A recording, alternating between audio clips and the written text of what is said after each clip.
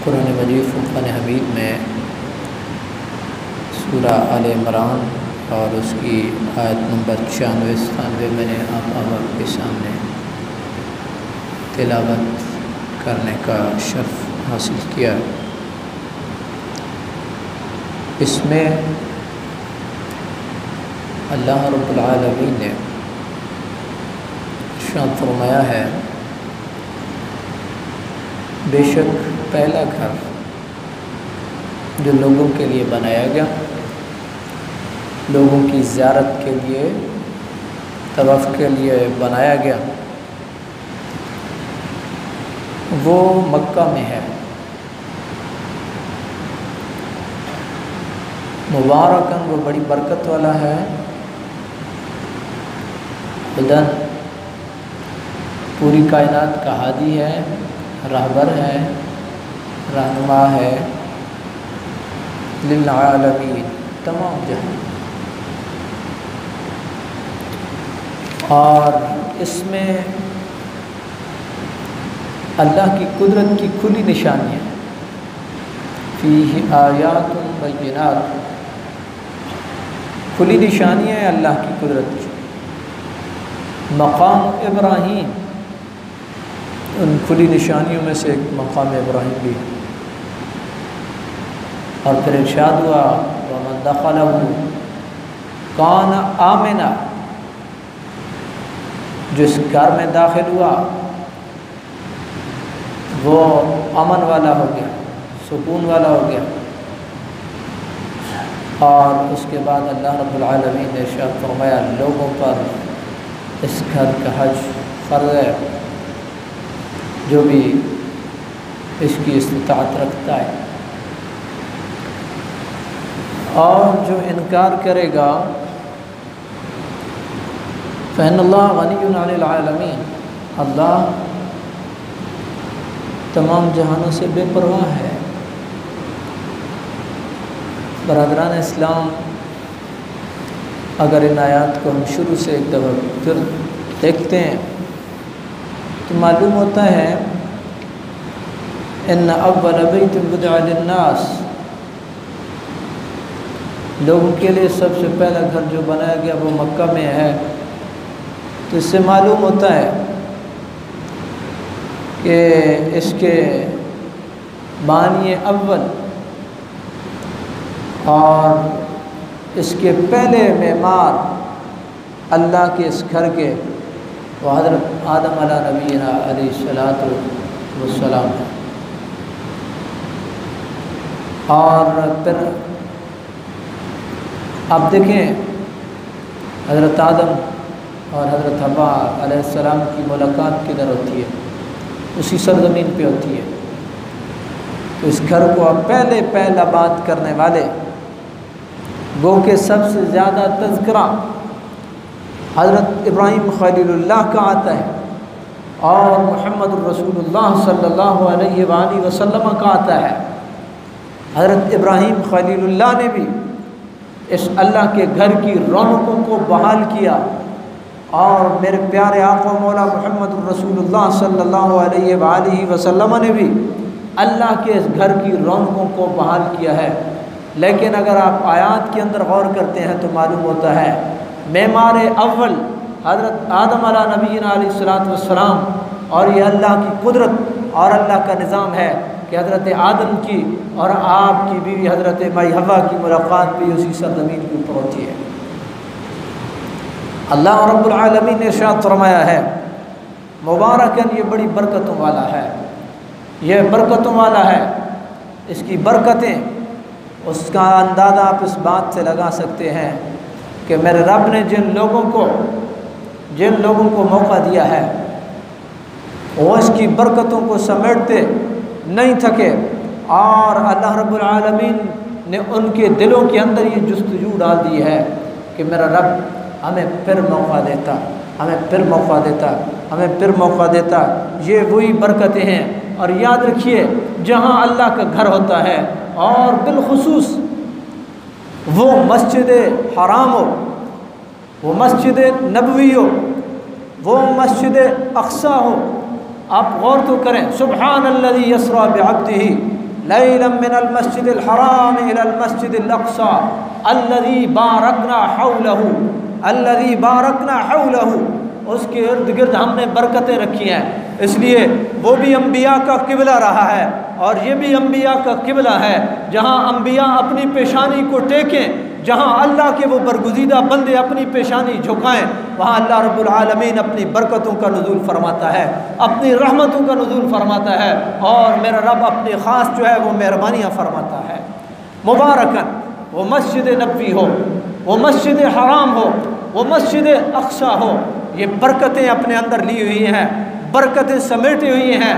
और जो भी इस दर पे जाता है अल्लाह रब्बुल आलमीन अपनी पाक जना से उसको बरकतें नसीब फरमाता है, उसको बरकतें नसीब फरमाता है। ये अल्लाह रब्बुल आलमीन ने ये मुसलमानों के लिए ये पनाहगाहें हैं, ये पनाहगाहें हैं, ये मुसलमानों के किले हैं। ये मस्जिद हो, कोई और मस्जिद हो, वो मस्जिद हराम हो, वो मस्जिद नबवी हो, वो मस्जिद अक़सा हो, ये मुसलमानों के किले हैं, ये मुसलमानों की पनाहगाहें हैं। ये अल्लाह रब्बुल आलमीन की वो बाबरकत जगह हैं जिनका अल्लाह रब्बुल आलमीन ने इंतखाब किया है। और इनकी बरकतों का अंदाज़ा आप लगाएं, इन बरकतों का अंदाज़ा आप लगाएं। क़यामत तक जिस सरज़मीन के ऊपर अल्लाह का घर बनता है वहाँ आप उस ज़मीन को कभी भी इस्तेमाल में नहीं ला सकते हैं। वो मस्जिद बेशक वीरान हो गई है, वो मस्जिद गिर गई है, वो मस्जिद खराबाद हो गई है, लेकिन शरई मसला ये है कि अल्लाह ने उस जगह को इतनी बाबरकत बनाया है कि आज उसके ऊपर कोई और काम आप नहीं कर सकते। ये अल्लाह के घर के एजाज़ है।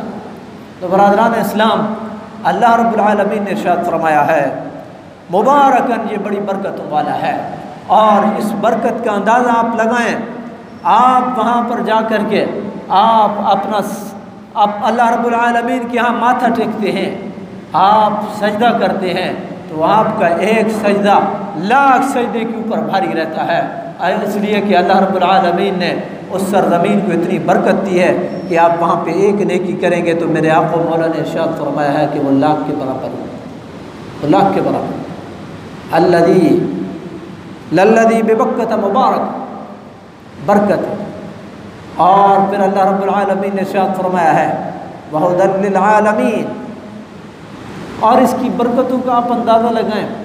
मैंने बात आगे करनी थी लेकिन मैं यहीं पे आपके गोशगुजार करूँ, हो सकता है मेरे ज़हन से बात निकल जाए। इंसान जब किसी भी मुसीबत में होता है, किसी भी परेशानी में होता है, किसी कर्ब में होता है, किसी दुख में होता है, तकलीफ़ में होता है, बीमारी में होता है, मेरे और आपके आक़ा मौला मुहम्मद रसूलुल्लाह सल्लल्लाहु अलैहि वसल्लम की सुन्नत यह है कि हुज़ूर नबी पाक अलैहिस्सलातु वस्सलाम मस्जिद का रुख करते थे, इसलिए कि वहाँ बरकतें, वहाँ रहमतें, अल्लाह के अनवार, अल्लाह की तजल्लियात। और मैं एक मशहूर मुफस्सिर मौलाना ग़ुलाम रसूल सईदी साहब तिबियानुल कुरान के अंदर लिखते हैं, कबूतरों के हवाले से लिखते हैं। आपने भी देखा होगा कबूतर जो है वो मक्कतुल मुकर्रमा हो या मदीनतुल मुनव्वरा हो, वहाँ पर। और एक और बात भी आपकी गोशगुजार कर दूँ, मशहूर किताब फ़िक़्ह की हदाया शरीफ, जिससे उलमा फ़िक़ही मसाइल का फ़तवा देते हैं, साहिब हिदाया कहते हैं कि ये जो कबूतर आपको नज़र आते हैं ये उसी कबूतरों की, उन्हीं कबूतरों की नस्ल से चले आ रहे हैं जिन्होंने गार सौर के अंदर जो है जा कर के जो है वो अंडे दिए थे। गार सौर के मुंह पे जो है वो उन्होंने जा कर के जो है वो अंडे दिए थे, जिस कबूतरी ने अल्लाह रब्बुल आलमीन ने उसकी नस्ल में इतनी बरकत डाली है कि अल्लाह रब्बुल आलमीन ने उसकी नस्ल को मक्का में भी फैला दिया, मदीना में भी फैला दिया। और इन घरों की बरकत का अगर आप अंदाज़ा लगाएं तो ग़ुलाम रसूल सईदी साहब लिखते हैं कि अगर कोई भी कबूतर बीमार होता है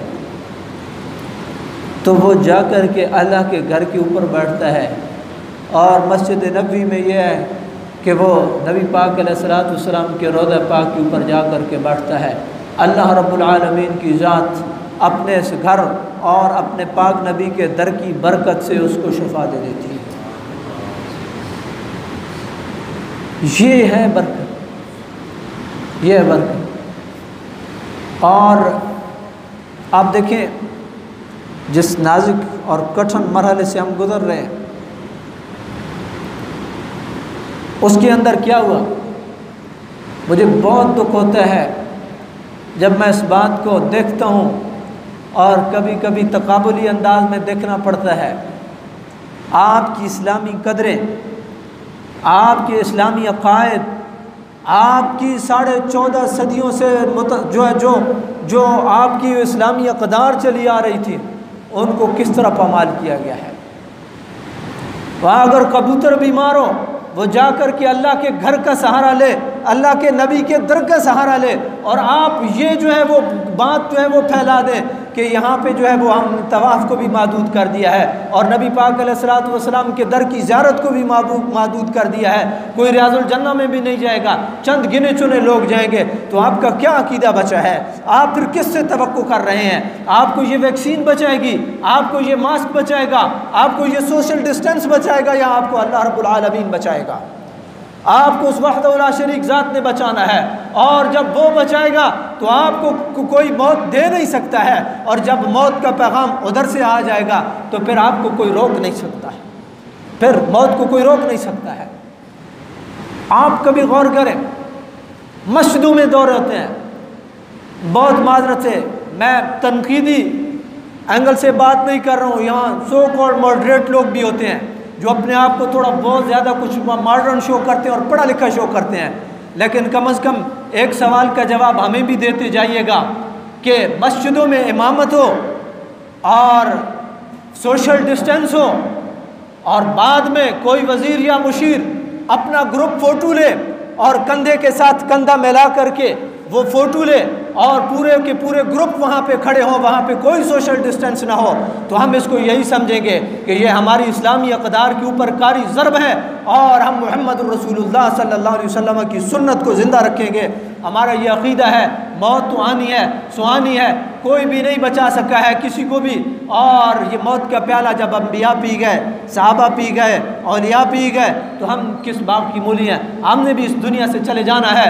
और अगर किसी को मौत से ज़्यादा डर लगे तो वो हज़रत खालिद बिन वलीद रज़ी अल्लाह ताला अन्हु की सीरत को और आपके उन कारनामों को देख ले। सारी ज़िंदगी जंगें लड़ी हैं, कोई तीर और तलवार पूछ करके नहीं आता है, कोई नेज़ा पूछ करके नहीं आता है कि ये खालिद बिन वलीद है या तलहा है, अब्दुल्ला है, इब्न ज़ुबैर है, कौन है, ये बिलाल है, कौन है, नहीं पूछ करके आता है। लेकिन अल्लाह रब्बुल आलमीन ने उनके मैदान जंग के अंदर किसी तीर से, तलवार से और किसी नेज़े से मौत उनके मुक़द्दर नहीं रखी थी, और उनको ये अफसोस रहा है सारी ज़िंदगी कि मैं मैदान जंग में शहीद नहीं हुआ।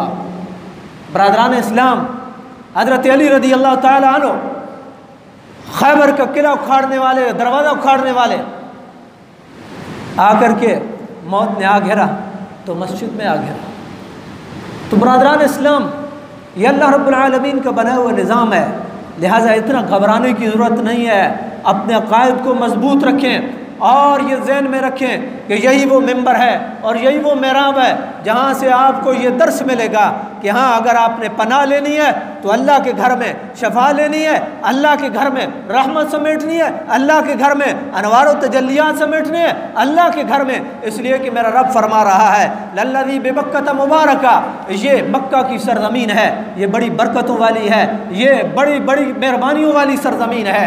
बरादरान इस्लाम, वहाँ पे तो बरकतें ही बरकतें हैं, लेकिन जब आप उसको ये कह कर के बंद कर देंगे कि बीमारी आ गई है, तो कोई एक मिसाल तो ऐसी भी देते जाइएगा कि 14.5 सदियों के अंदर हज़रत सिद्दीक़ अकबर ने बंद किया हो, फ़ारूक आज़म ने बंद किया हो, और हज़रत उस्मान गनी ने बंद किया हो, हज़रत अली ने बंद किया हो। हाँ, जंगें हुई, वो वक्ती तौर पे वो जंगों की वजह से अगर तवाफ़ मुअत्तल रहे वो और बात है, लेकिन ये गैर मरी जो है वो एक छोटी सी जो मखलूक है, या आप उसको एक क्रिएटिव मखलूक कह लें, एक ये जो जिसको एक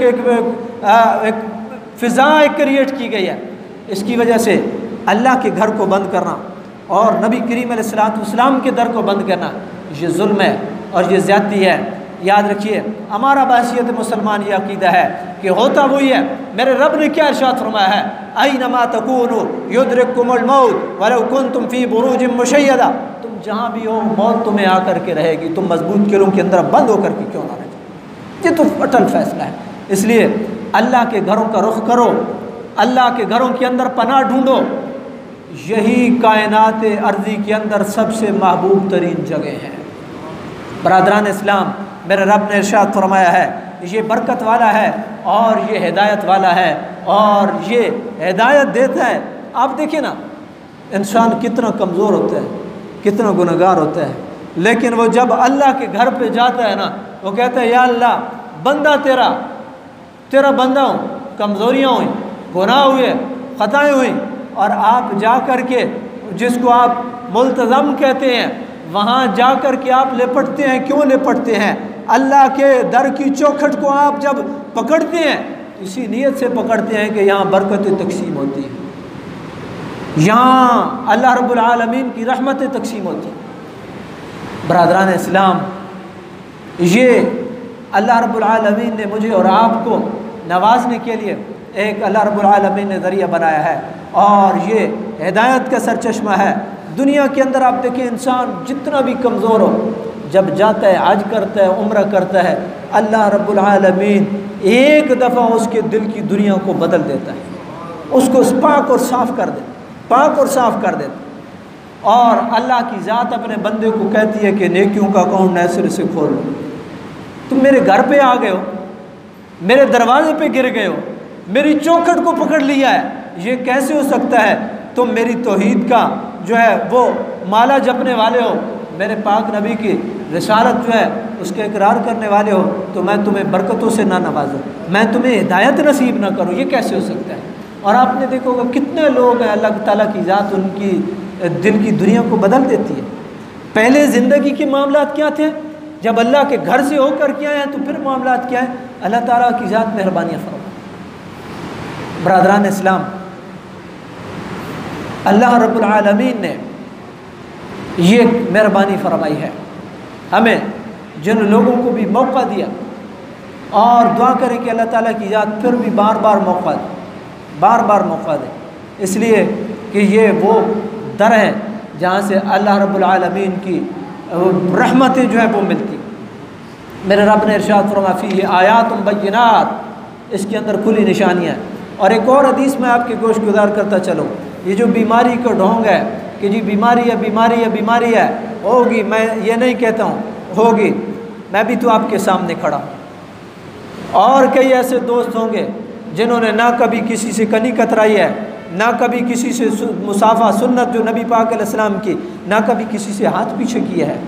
और बरादरान इस्लाम, फिर आप ये भी गौर करें कि वहाँ पे मस्जिद नबी हो या मस्जिद हराम हो, हुजूर की हदीस आप जहन में रखिए, हुजूर ने इरशाद फरमाया दज्जाल सारे इलाकों को रोंता चला जाएगा, लेकिन मक्का में और मदीना में दाखिल नहीं हो सकेगा, इसलिए कि फ़रिश्ते सफ़े बनाए मक्का और मदीना का दिफा कर रहे होंगे, मक्का और मदीना का दिफा कर रहे होंगे। तो फिर हम अपने पाक नबी की बात को माने या हम प्रोपेगेंडे जो है उनकी तरफ तवज्जो दें? हमारा तो सरमाया ये कुरान है, हमारा तो सरमाया साहिब कुरान के वो इरशादात हैं जिनको हमने सरमाया इफ्तिखार समझा है और अपने सीने से लगा करके बैठे हुए हैं। याद रखिए, अल्लाह रब्बुल आलमीन ने इरशाद फरमाया फ़ीही आयातुम बय्यिनात मक़ाम इब्राहीम, इसमें बड़ी वाज़ेह निशानियाँ हैं, मक़ाम इब्राहीम है। और फिर अगली बात, वमन दखलहु कान आमिना, जो इसमें दाखिल हो गया वो अमन में आ गया, दुनियावी झंझटों से, चमेलों से, आरियों से, बीमारियों से, गुनाहों से, ग़ीबतों से अमन में आ गया। ये जगह ही अमन वाली है, और जहाँ अमन मिलता है वहीं से अगर आप रोक देंगे तो दुनिया अमन कहाँ पे ढूंढेगी, दुनिया सुकून कहाँ पे ढूंढेगी, इत्मीनान कहाँ पे ढूंढेगी, किस दर पे जाएगी? कोई मावा हो, कोई मलजा हो, कोई दर हो, कोई घर हो जहाँ कोई बात सुनी जाए, जहाँ से अल्लाह रब्बुल आलमीन अपना फैज़ दे, तो वो तो यही दर है, यही घर है। बरादरान इस्लाम, ये मुसलमानों के, मुसलमान हुक्मरानों के, आप और मैं शायद कुछ ना कर सकते हों, लेकिन कम अज़ कम हम ज़मीर तो झंझोड़ सकते हैं, हम अपनी आवाज़ तो पहुँचा सकते हैं। इसलिए कि मेरे रब ने इरशाद फरमाया वमन दखलहु कान आमिना, जो इसमें दाखिल हो गया वो अमन वाला हो गया। अल्लाह रब्बुल आलमीन की बारगाह में ये दुआ करें, अल्लाह ताला की ज़ात वो बहारें दोबारा से हमें नसीब फरमाए, और वो रौनक और रोनाइयाँ अल्लाह ताला की ज़ात जो है वो दोबारा अल्लाह की घर की बहाल फरमाए। अल्लाह ताला हम सब का हामी और नासिर हो, और अल्लाह ताला की ज़ात हमें अपने पाक नबी के और दर की ज़ियारत नसीब फरमाए, अपने घर की ज़ियारत नसीब फरमाए।